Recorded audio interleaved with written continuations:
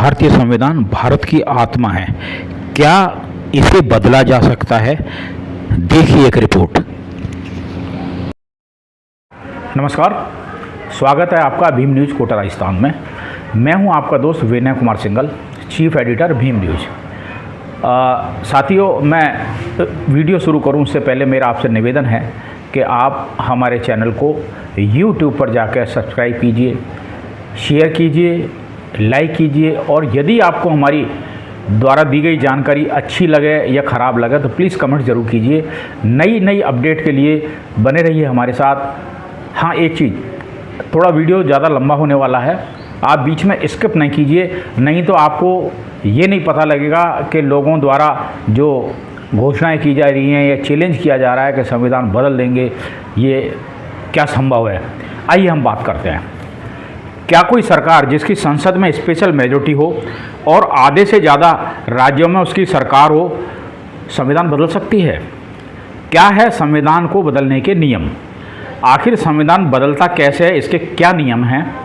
एक और बात, वो कौन सी चीज़ें हैं जो संविधान में बदली जा सकती हैं, ये बिंदु हैं।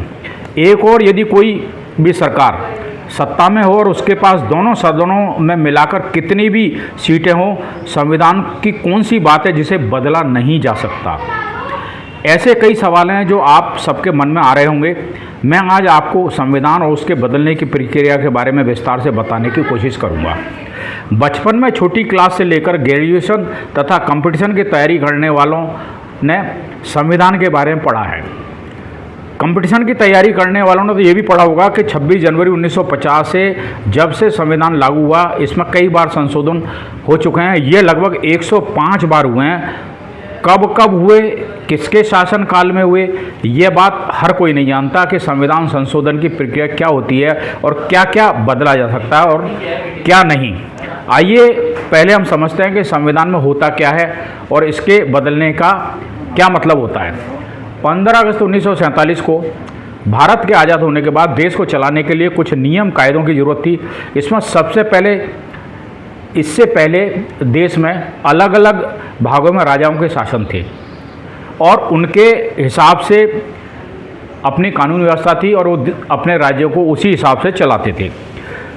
डॉक्टर भीमराव अंबेडकर, जो कि संविधान की प्रारूप समिति के अध्यक्ष थे, के द्वारा 2 वर्ष 11 माह 17 दिन में संविधान तैयार किया गया और 26 जनवरी 1949 को यह संविधान सभा को सौंप दिया गया। देश के संविधान ही सभी नागरिकों को देश का संविधान ही देश के सभी नागरिकों को, देश को चलाने वाली सभी पालिकाओं को काम करने के तरीके और उनके नियमों के साथ उनके अधिकार और दायित्वों के बारे में बताता है।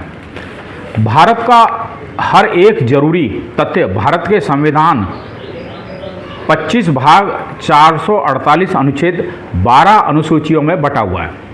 बात उस समय की करें जब ये संविधान लागू हुआ था, तो उस समय 22 भाग 395 अनुच्छेद और 12 अनुसूचियाँ थी। इस बात से पता लगता है कि तब से विधान के अलग अलग हिस्सों में बदलाव हुए। समय समय पर समाज में बदलाव होता गया, नियम और कानूनों में भी बदलाव की मांग उठती गई। पिछले 63-64 सालों में संविधान में कुल 1 बदलाव किए जा चुके हैं। आम बोलचाल की भाषा में जिसे हम संविधान को बदलना कहते हैं, उसे कानूनी भाषा में संविधान का संशोधन कहते हैं। अब आप जानना चाहेंगे संविधान बदलना, संशोधन करना कैसे होता है। बताते चले कि संविधान संशोधन की बात संविधान में ही लिखी गई है। आर्टिकल 368 में 368 में बताया गया कि संविधान संशोधन की शक्ति संसद के पास ही होती है। आर्टिकल 368 में संसद को संविधान के प्रारूपों को जोड़ने या हटाने की शक्ति दी गई है। अब हम बात करते हैं संविधान संशोधन की पूरी प्रक्रिया क्या है। जब भी देश में कोई ऐसा नियम लाना हो जिसे संवैधानिक रूप से कानूनी मान्यता दी जाए या फिर किसी नियम से बदलाव करने हो के बारे में पहले से ही देश के संविधान में लिखा गया हो, तो ऐसे मामले में देश की संसद में एक बिल पेश करना होता है संविधान को बदलने के लिए। राज्य के विधानमंडल में ऐसे बिल पेश नहीं किए जा सकते।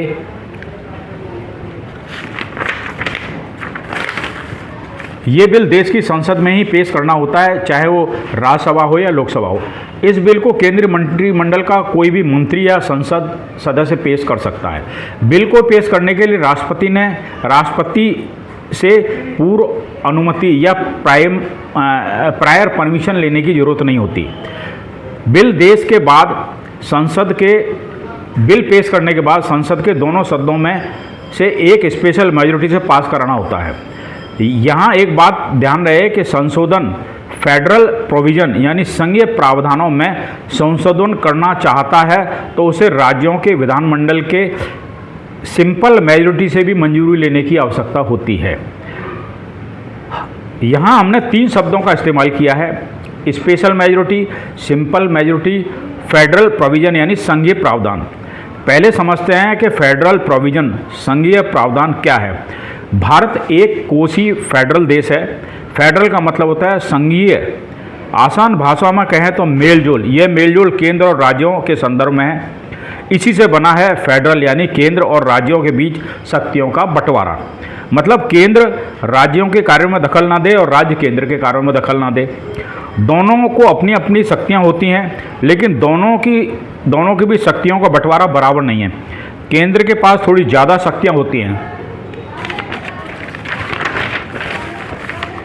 वैसे तो संविधान का ज़्यादातर हिस्सा केंद्र अकेले संशोधन कर सकता है, लेकिन उस हिस्सों में बदलाव के लिए राज्यों की अनुमति भी लेनी पड़ती है। यानी कुछ हिस्सों में यदि संविधान में बदलाव करना है तो राज्यों की अनुमति भी लेनी पड़ती है। जब कोई बिल संसद के दोनों सदनों से पास हो जाता है और राज्य के विधानमंडलों से भी अनुमति मिल जाती है तो ये राष्ट्रपति को भेजा जाता है। राष्ट्रपति इस बिल पर अपनी सहमति देनी होती है, यानी राष्ट्रपति इस बिल को अपनी सहमति देगा। राष्ट्रपति को न तो बिल को रोकने का अधिकार होता है, न ही इसे पुनर्विचार के लिए संसद में वापस भेजने का अधिकार होता है। राष्ट्रपति की सहमति के बाद यह बिल अधिनियम यानी एक्ट बन जाता है। एक्ट की शर्तों के अनुसार संविधान संशोधन हो जाता है, यानी संविधान में बदलाव हो जाता है। अब उन तरीकों को भी समझ लेते हैं जिनमें बदलाव होते हैं। संविधान के अनुच्छेद 368 के तहत संविधान में 3 तरीकों से बदलाव किया जा सकता है।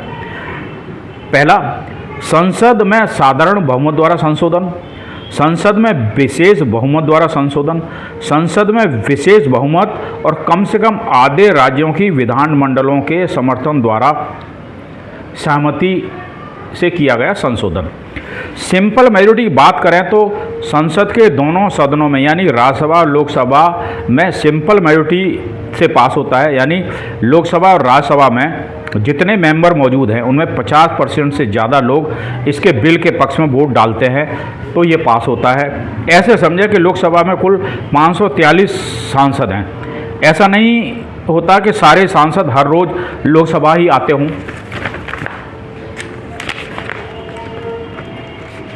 सिंपल मेजॉरिटी से उन्हीं सांसदों का वोट लिया जाता है जो उस दिन संसद में मौजूद रहते हों। ऐसे समय में जिस दिन संसद में बिल पास कराने के लिए वोटिंग हो रही होती है उस दिन 543 में से 400 सांसद ही संसद में मौजूद हैं। उनमें से 201 सांसदों के बिल के पक्ष में वोट करते हैं तो ये लोकसभा में पास हो जाता है। इसी तरह राज्यसभा में भी बिल पास कराना होता है। ये तो है सिंपल मेजॉरिटी। अब बात करते हैं सिंपल मेजॉरिटी से गंभीर मामलों में बदलाव नहीं किए जा सकते। इनमें मेजॉरिटी से देश के नए राज्यों की स्थापना, मौजूदा राज्यों के क्षेत्र, सीमाओं में परिवर्तन और राज्यों के नामों में परिवर्तन, राष्ट्रपति, राज्यपाल, संसद सदस्य, अध्यक्ष, न्यायाधीशों जैसे पदों पर बैठे लोगों के वेतन भत्ते, विशेषाधिकार के बदलाव किए जा सकते हैं। संसद की प्रक्रिया के नियम भी बदले जा सकते हैं। सुप्रीम कोर्ट के ज्यूरिडिक्शन और उप न्यायाधीशों की संख्या में फेरबदल किया जा सकता है। निर्वाचन क्षेत्रों का परिसीमन भी इस संशोधन के द्वारा होता है। नागरिकता का अधिग्रहण यानी समाप्ति जैसे संशोधन सिंपल मेजॉरिटी से किए जा सकते हैं। यहाँ बताते चले कि नागरिकता से तात्पर्य यह है कि यदि कोई व्यक्ति विदेशी है और देश में रहकर अनुचित गतिविधियों में संलिप्त है तो संविधान को ये अधिकार है कि उसको यदि भारत की नागरिकता मिल गई है, किसी तरीके से उसने अपने आधार कार्ड, पैन कार्ड और ड्राइविंग लाइसेंस जो भी मतलब स्थायी रहने के कागजात बनवा लिए हैं और अपने आप को स्थायी नागरिक घोषित करता है, तो उसकी सदस्यता को भी इस सिंपल मेजॉरिटी के तहत उसकी सदस्यता को रद्द किया जा सकता है। और साथ में यदि कोई व्यक्ति है जो बाहर रह रहा है, विदेश में रह रहा है और भारत का नागरिक है और वो भारत में नागरिकता प्राप्त करना चाहता है, तो सिंपल मेजॉरिटी के द्वारा उसको भारत की नागरिकता दी जा सकती है। लेकिन संसद के ज़्यादातर बदलाव स्पेशल मेजॉरिटी से ही किए जाते हैं। इसमें भी बिलों की सिंपल मेजॉरिटी के द्वारा दोनों सदनों में पास कराना होता है। यानी स्पेशल मेजॉरिटी में यदि संशोधन करना हो तो संसद की दोनों सदनों में यानी राज्यसभा लोकसभा में उस बिल को पास कराना होता है। लेकिन इसमें सांसदों की संख्या उसकी उपस्थिति से तय नहीं होती। जैसा कि पहले बताया था कि 543 में से 400 सांसद हैं और 400 सांसद संसद में उपस्थित है, उसमें से 201 यदि पक्ष में वोटिंग करते हैं तो संशोधन हो जाता है। लेकिन यहाँ ऐसा नहीं है, मतलब कि सिंपल मेजॉरिटी में बिल पास कराने के दिन संसद में उपस्थित सांसदों की उपस्थिति से ये काम चल जाता है। ऐसा स्पेशल मेजॉरिटी में नहीं चलता। कोई भी बिल स्पेशल मेजॉरिटी में तब ही पास होगा जब मौजूदा सांसदों में से कम 2/3 सांसद वोट डालेंगे। मतलब यह है कि लोकसभा में 543 सांसदों में से 273 सांसद इस बिल के पक्ष में वोट डालेंगे। इस प्रकार राज्यसभा में 245 सांसद चुने गए हैं और उनमें से 123 सांसद बिल के पक्ष में वोट डालेंगे, तभी कोई बिल स्पेशल मेजॉरिटी से पास माना जाएगा। अब आप ये जानना चाहेंगे कि ऐसा क्यों?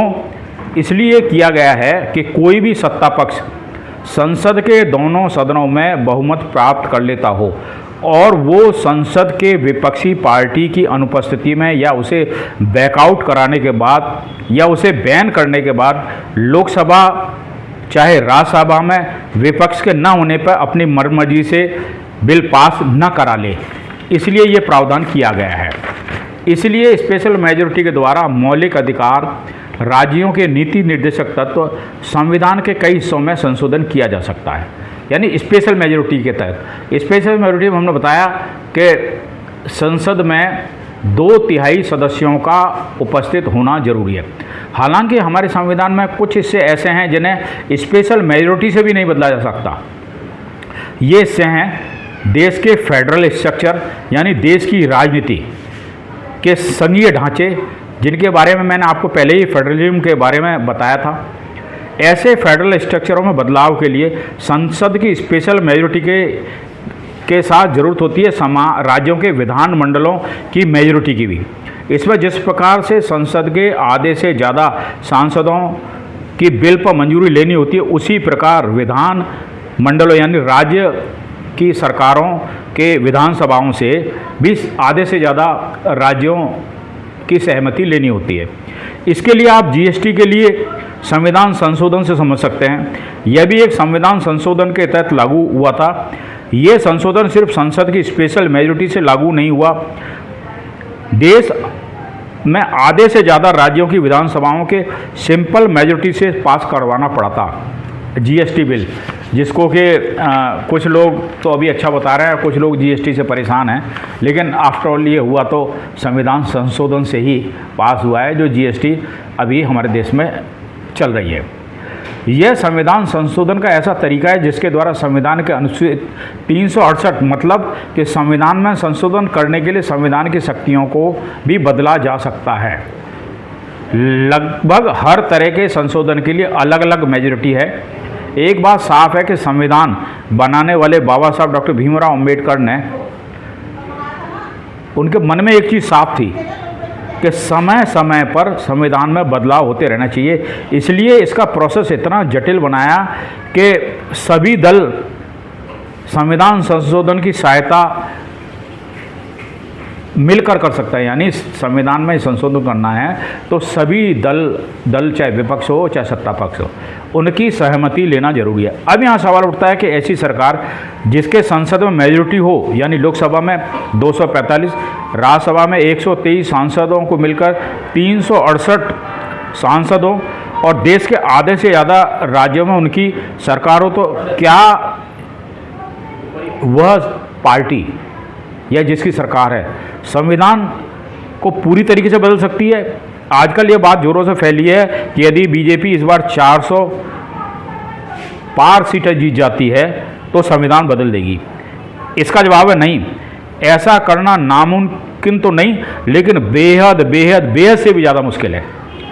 उसका कारण है, ऐसा करने के लिए पहले तो बीजेपी को दोनों सदनों में आधे से ज़्यादा सीटों पर जीत दर्ज करनी होगी।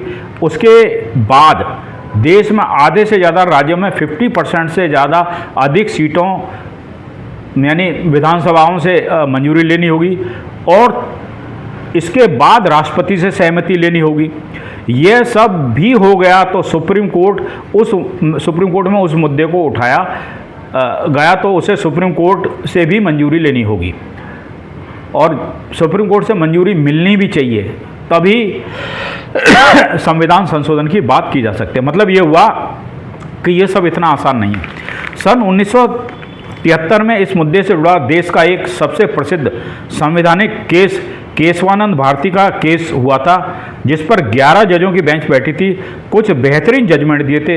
इस केस में जज हुआ डॉक्ट्रिन ऑफ बेसिक स्ट्रक्चर, आधारभूत लक्षण का सिद्धांत। ये उस समय संविधान में संशोधन हुआ था और ये सुप्रीम कोर्ट ने पास किया था, जो कि नियम बन गया था। इसका मतलब हुआ कि अगर सुप्रीम कोर्ट संविधान के किसी हिस्से के सुप्रीम कोर्ट संविधान के किसी हिस्से को बेसिक स्ट्रक्चर घोषित करता है तो उस हिस्से का संविधान संशोधन नहीं किया जा सकता।